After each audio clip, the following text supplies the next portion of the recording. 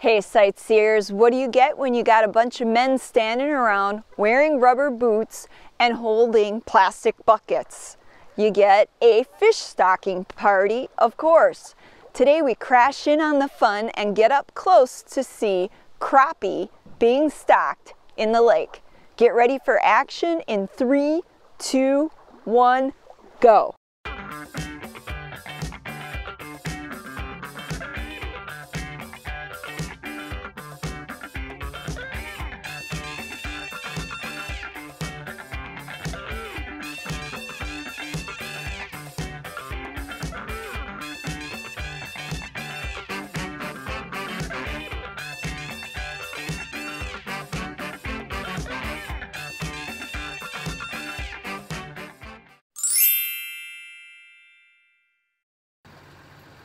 Fish stocking as a practice began in the 1800s with the introduction of non-native fish species such as trout into lakes and streams.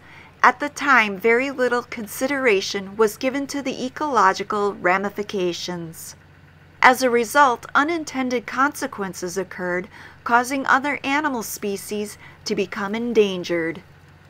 Today, fish stocking is done to restore lakes and streams with native fish species in areas where the populations are too low to recover on their own. It is also done in certain areas to create a larger fish population to benefit commercial, recreational, or tribal fishing. This lake is being stocked with black crappie. Since this type of fish is a native species to this lake, the ecological impacts to the lake's ecosystem are expected to be minimal. Wait a minute, what was that he just said? Let's play that clip back again once. About 9-10 inches. Ladies, care to comment? No? Alright, moving right along.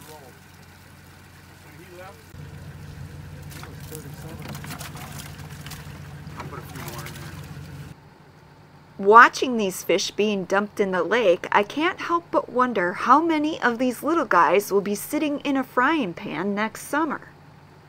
Swim, little fishy, swim!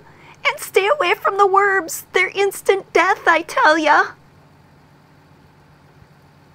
And while fish stocking is a great way to recover native fish populations and enhance fishing opportunities, we should really be asking ourselves, how did we even get here in the first place, and what can we do to prevent this from happening again if we care anything about the future of our planet's natural resources?